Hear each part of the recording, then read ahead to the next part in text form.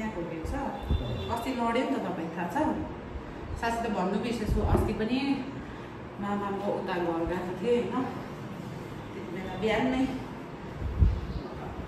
चुलामा आगो फुक्दै थिएँ कि पछाडिपट्टि बस्तीमा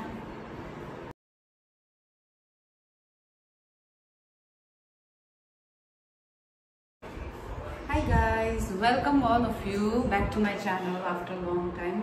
तपाईहरु सम्पूर्णलाई स्वागत छ मेरो च्यानलमा लामो समय बाद र आज चाहिँ म यहाँ भ्लगिङ लिएर आएको छु मेरो मामा हुनुहुन्छ प्लिज इन्ट्रोड्युस योरसेल्फ भनिदिनुस् न लाज लाग्यो मेरो मामा चाहिँ नि लामो समयदेखि चाहिँ एउटा पेशेन्ट हुनुहुन्छ एल्कोहलिक पेशेन्ट है एकपल्ट एल्कोहलमा आदत लागेपछि एडिक्सन लागेपछि मान्छेलाई छोड्नु साह्रो पर्दो रहेछ हाम्रो मामालाई पनि त्यही भइरहेछ अहिले अन्त मामाले चाहिँ ममाथि विश्वास राख्नु भएको रहेछ है तेरोमा आउँछु तेरो माया भने म जाति लिन्छु होला म सुध्रिन्छु होला भनेर चाहिँ मामाले मलाई भनिरहनु हुन्थ्यो त्यही भएर मैले मामालाई मेरो घरमा लिएर आएको छु र आज चाहिँ मामाको सेकेन्ड डे हो फर्स्ट डेको त मैले भिडियो गर्नु पाइनँ किनकि मामाको कन्डिसन अलिक ठिक थिएन आज पनि अलिक कामिरहनु भएको छ मैले चिसो पानीमा नुहाउनुहोस् है भनेर चिसो पानीमा नुहाउनु लगाएर अब चाहिँ म टाउको मसाज गरिदिँदैछु मामाको हो मेरो मामा चाहिँ यो रक्सी खाने लतबाट चाहिँ बिमारीबाट चाहिँ बाहिर निस्कियोस् भनेर म तपाईँहरू सम्पूर्णलाई रिक्वेस्ट गर्न चाहन्छु है तपाईँहरूले पनि प्रेयर गरिदिनु होला मेरो मामाको लागि हरेक मान्छेलाई जिउने इच्छा हुन्छ बाँच्ने इच्छा हुन्छ धेरैपल्ट हामी कतिजना लतहरूमा फसिरहेको अवस्था हुन्छ तर त्यसबाट निस्किनु नसकिरहेको अवस्था कतिको मनले नदिरहेको कतिले एक्सेप्ट गर्नु नसकेको कतिले चाहिँ फ्यामिलीमा सर्कमस्टान्सेसहरू झेल्नु परेको कारणले गर्दा फ्यामिली सपोर्टहरू नभएको कारणले समाज फ्यामिलीबाट अलग भएर उसले चाहिँ त्यही एउटा रक्सी खाने बाटो नै चुज गर्दो रहेछ जस्तो मलाई चाहिँ फिल भयो है अन्त म अब यो कुरामा उयो छुइनँ एक्सपर्ट छुइनँ मैले मेरो फ्यामिलीमा देखेको हिसाबले चाहिँ मामाले चाहिँ इच्छा गर्नुभएको छ वा सुध्रिन्छु भनेर होइन मामा के इच्छा लागेको छ मामा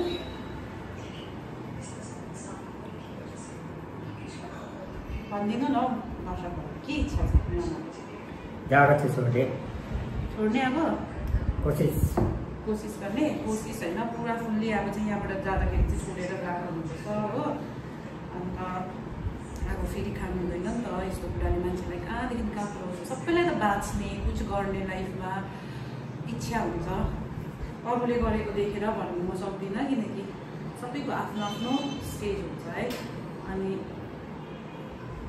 आफ्नो आफ्नो परिस्थिति आफ्नो आफ्नो फ्यामिली कन्डिसन हुन त मेरो मामाको नानीहरू त्यस्तो छैन हेर्नुपर्ने हामी नै हो नाना भान्जीहरू नै हो मेरो चाहिँ उहाँ चाहिँ एकलौटे मामा हुनुहुन्छ किनकि मेरो दुईवटा मामामा एकजना मामा चाहिँ 2013मा बित्नुभयो उहाँ चाहिँ मेरो कान्छा मामा हुँदै हेर्नुहोस् है दर्शकहरू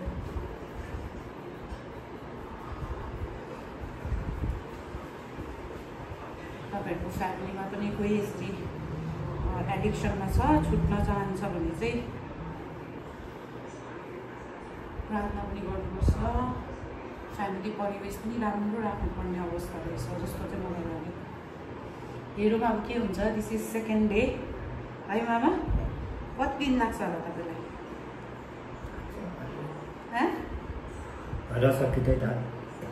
कति अरे के भनेको कति हो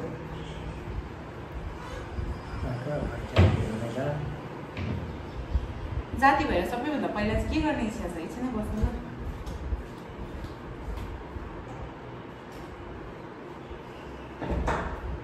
जाति भएर सबैभन्दा पहिला के गर्ने इच्छा छ मामा चर्च जाने अनि त्यहाँदेखि काम गर्ने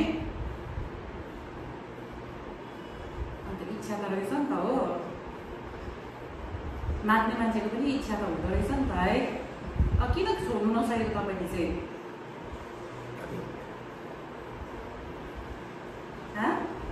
किरा हो किरा नखाँदाखेरि के हुन्छ मामा? के हुन्छ उता पग्ला हुन्छ लड्छ भन्छ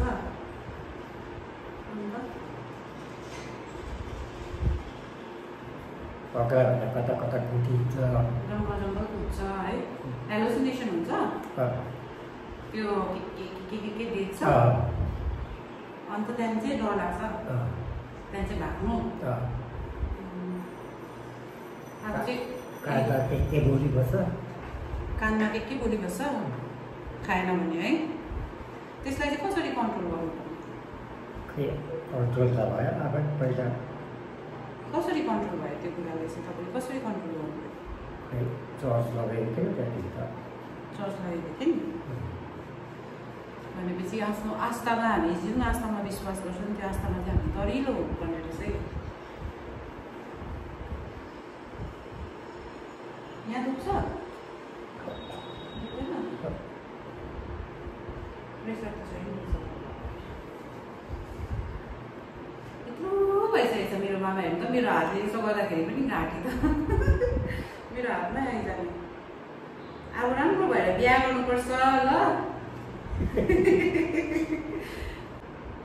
निन्द्रा लाग्दैन अरे, एक त सबैभन्दा ठुलो कुरा त निन्द्रा लाग्दैन भन्छ हो। अन्त कानमा के बोलिबस्छ अरे, अनि यस्तो उठेर हेर्दा केही हुँदैन, अनि उठेर हेर्दाखेरि चाहिँ भालुहरू केहरूले चितुवाहरूले मान्छेले खेलेको जस्तो देख्छ अरे, त्यसै हेलोसिनेसन भएको होला। त्यहाँदेखि चाहिँ भाग्छ अरे, भाग्दाखेरि चाहिँ जङ्गल जङ्गल जङ्गल जङ्गल जङ्गल जङ्गल जङ्गल कुदेकै अनि त्यस्तो हुँदाखेरि चाहिँ अब कोही बेला ढुङ्गाहरूमा ठुल्ठुलो पाहाडहरूमा हुँदाखेरि चाहिँ मान्छे लड्ने डर हुन्छ, त्यस्तो हुँदो रहेछ। लडिसकेपछि मात्रै थाहा पाउँछ यस्तो भएछ, त्यस्तो हुन्छ होइन मामा? त्यस्तो चाहिँ कति दिनसम्म हुन्छ? 3-4 दिनसम्म हुन्छ त्यस्तो मामालाई चाहिँ। ऊ त पुरा विक छ, खानाहरू राम्रोसँग खाँदैन हो, त्यो भएको कारणले पनि होला विक भएर। बट एनिवेज मान्छेकोमा शक्ति ताकत चाहिँ हुन्छ क्या, आफूले केही गर्छु भनेर चाह्यो भने चाहिँ अब तपाईँले पनि छोड्नुपर्छ ल। छोड्छ होइन? छोड्ने हो, कोसिस चाहिँ पुरा गर्नु हुँदैछ तर बिचारा मामाले यता र उता हिँडेको थियो अघि मैले मोमो मसाज गरिदिनु टाउको भनेको चाहिँ मैले मोमो। सो एनिवेज है, म तपाईँहरूलाई अपडेट दिँदै गर्छु मेरो मामाको डेली के हुँदैछ भनेर। होप्सो मेरो मामा ठिक हुनुहुन्छ होला।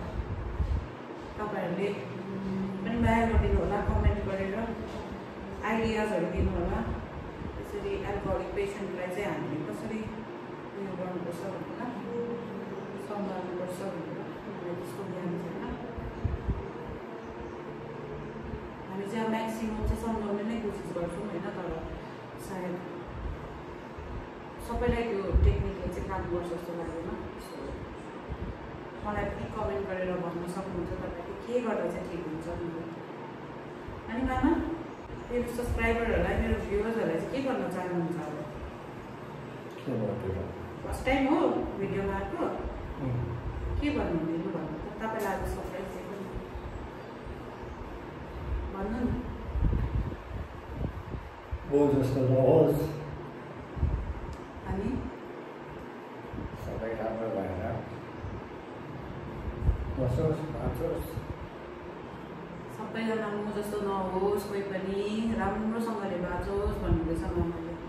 रक्सी उहाँले खाएका पनि उहाँको इच्छा चाहिँ अरूले चाहिँ त्यसो नगरोस् भन्ने इच्छा रहेछ। द्याट मिन्स सुध्रिने चान्सेस चाहिँ छ है मामाको। सोचाइ एकदम राम्रो रहेछ हो। So okay guys, meet you in next video. Till then, mama bye bye. Bye bye.